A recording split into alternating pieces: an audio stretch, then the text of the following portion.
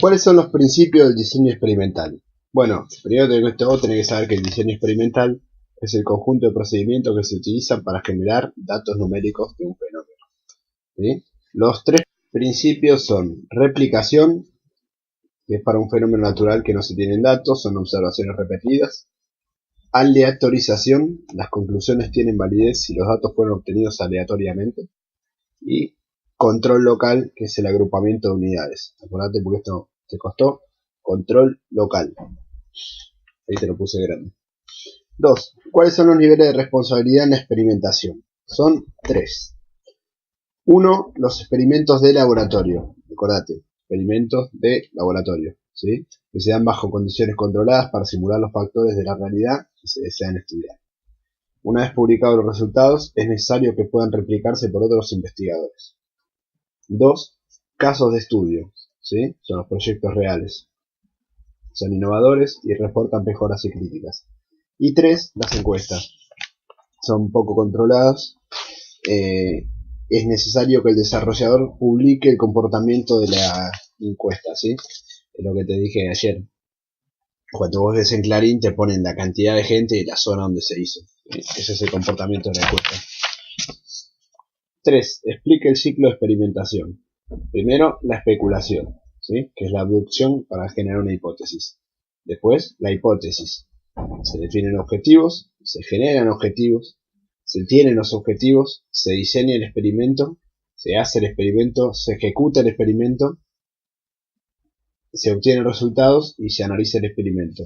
Lo importante es el punto número 3, donde se diseña el experimento que influye en el resultado, acordate, ¿sí? Y acá se definen las variables, valores y condicionantes. ¿Cómo pueden variar las condiciones en cada ciclo? Al diseñar el experimento no se conocen las relaciones entre las variables, ¿sí? Lo tenés que luego ejecutarlo, lógicamente. Por eso, la recomendación es no usar más del 25% del presupuesto en la primera ronda. Después, sirven para diseñar mejor los otros. Bueno, lógicamente, si vos probás con el experimento, el otro te va a salir mejor y es básicamente a lo que va. 5. ¿Cuáles son los principales problemas durante el diseño experimental? Son 2. Descubrir las relaciones complejas entre variables y lograr el resultado planteado, aun cuando se sabe que los datos son un error. ¿Cuáles son las dificultades que se enfrenta el experimentador? 1. Es el error de experimentación, que es causado por los factores distorsionales o errores de medición. 2. La confusión entre correlación y causalidad, ¿sí? Es cuando se confunde la influencia entre las variables. Y 3. La complejidad de combinaciones entre variables. Es cuando dos o más afectan a una tercera de distinta manera. ¿Cómo se solucionan? El error de experimentación se soluciona reduciendo, con un mejor diseño y un análisis de los experimentos. 2. La confusión entre correlación y causalidad con la randomización. Randomization, como dijiste ayer. Y 3. La complejidad de combinaciones se soluciona a través del diseño experimental. 8. Define los elementos, eso nos queda pendiente todavía. 9. ¿Qué es una unidad de experimentación? Consiste en los objetos en los cuales el experimento es realizado. En ingeniería de sistemas, dependiendo del objetivo, las unidades de experimentación serán el proyecto como un todo. La variable puede tener distintos roles, puede ser factor, puede ser parámetro, etcétera, etcétera. 10. ¿Cuáles son las perspectivas para comprender un proyecto? Son 2, interna o externa. Acuérdate, interna es la caja blanca, externa es la caja negra. Interna es cuando vos tenés un producto que estás creando vos y externa es cuando otros ven tu producto, ¿sí? Por eso la interna, ¿qué tiene? Procesos, métodos, herramientas, personas de desarrollo. Y la externa, lo que tiene son clientes, fuentes de información, problemas, organización. Bueno, ¿cómo influye el factor humano en el experimento? Es decisivo, porque es el principal factor de variación. Influye el factor natural y quien lo analiza lógicamente también. 12. ¿Cómo se seleccionan los parámetros en un experimento? La selección de parámetros depende del objetivo del experimento siempre. No son únicos y pueden diferir. La elección depende de los condicionantes y las posibles restricciones, como el tiempo, el sujeto, etc. Si se quiere estudiar el efecto de diferentes técnicas, los factores son: 1. Técnica de prueba. 2. Tipo de programa. 3. Nivel de experiencia. 13. ¿Qué son las variables de respuesta? Están relacionadas con el concepto de métrica utilizado en software para evaluar atributos. Reflejan los datos obtenidos de los experimentos luego de finalizados. Dependen del objetivo y la hipótesis del experimento. Pueden medir características de distintos aspectos del proyecto. Para el proceso de desarrollo se pueden identificar como variables las desviaciones en la planificación. Para los métodos se identifican variables de eficiencia y adaptabilidad. Ejemplo es un método para encontrar fallas. ¿Qué porcentaje encontró cada uno? Esas son las variables de cantidad de fallas. ¿Cuál es el objetivo del diseño experimental? Es clave. Si está mal diseñado, el resultado siempre es malo. Hay que decidir qué variables van a ser examinadas y qué valores van a ser tenidos en cuenta. Qué datos recolectar, cuántos experimentos se harán y cuántas veces se va a repetir, lógicamente. 15. Pasos para diseñar un experimento.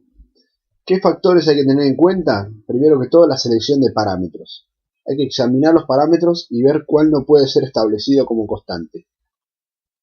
Los pasos son: 1. Identificar métodos y técnicas a estudiar.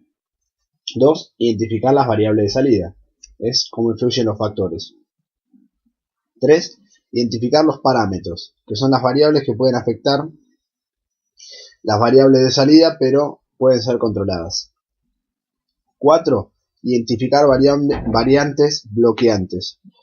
Son las variantes que afectan las variables de salida, pero no pueden ser controladas. Acordate, cuando identificás parámetros, pueden ser controladas las variables. Cuando identificás variantes bloqueantes, no pueden ser controladas. Todo lo que es bloqueante no se controla. 5. Determinar la cantidad de repeticiones que se va a hacer en el experimento. 6. Seleccionar el tipo de diseño que mejor corresponda según las características. 7. Seleccionar objeto de experimentación. 8. Seleccionar los sujetos de experimentación, que es clave. Es la gente que va a ejecutarlos, y si es homogéneo, mejor. 9. Identificar procedimientos para recolectar datos. De eso también, esa parte es bastante fácil. Randomization es el diseño de experimentos. Es el proceso por el cual las alternativas de los factores son asignados al azar. No debe ser consciente el experimentador de esto. ¿Sí? 17. Explique los distintos tipos de diseño de experimentos. Bueno, esto es un poco más complejo, puntitos. Establecidos los parámetros, los factores, las variables bloqueantes y de respuesta, se designa el tipo de diseño. O sea, la cantidad de factores, las variaciones no deseadas, que ahora te las voy a explicar. Hay diferentes tipos de diseños. 1. El diseño simple al azar, que es un tipo de diseño más simple. Asigna las alternativas, 2 o más alternativas que influyen en las variables de salida. 2. Diseño de comparación de parejas al azar. Compara 2 alternativas.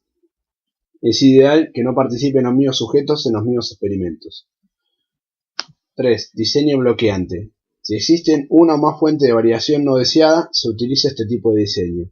Trata de eliminar la influencia no deseada en las variables de respuesta.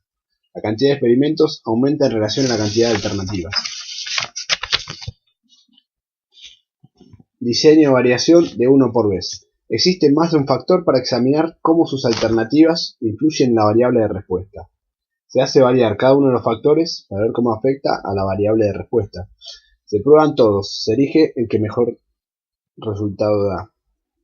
Diseño factorial. Soluciona el problema del diseño anterior, o sea, el diseño de variación de 1 por vez. Realiza tantos experimentos posibles como combinaciones, con todos los factores que existan. Diseño anidado. Ciertas alternativas a un factor solo pueden ocurrir en conjunción con el otro factor. Si A depende de C y B depende de D, entonces ciertas alternativas de un factor están anidadas a otro. Diseño factorial fraccional. Trata de reducir la cantidad de experimentos que necesita un diseño factorial. No estudia toda la información. Y por último, diseño bloqueante factorial. Puede existir mucha interacción entre los factores. cancela el efecto de las fuentes no deseadas y garantiza que las variables de respuesta sean afectadas por los factores. Bueno, vamos al número 18. ¿Qué debe tenerse en cuenta en la experimentación en ingeniería en software? 1. El efecto de aprendizaje de la técnica. ¿Sí? Aprender qué técnica usar y solucionando usando distintos sujetos. 2. La formalización del inconsciente. Formalización inconsciente, perdón. Hay que usar primero la técnica menos formalizada y luego la más formalizada. 3. El efecto del aprendizaje del objeto. Esto es importante porque si los objetos aprenden la resolución, el resultado no es igual. 4. Efecto del aburrimiento. Es lo contrario del aprendizaje.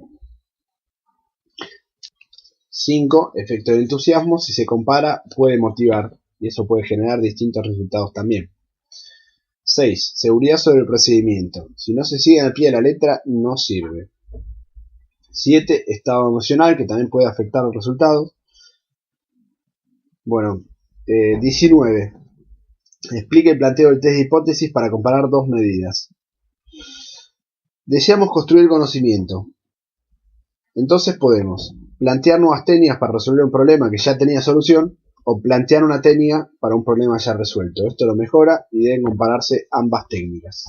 Y lo que queda es puramente práctico.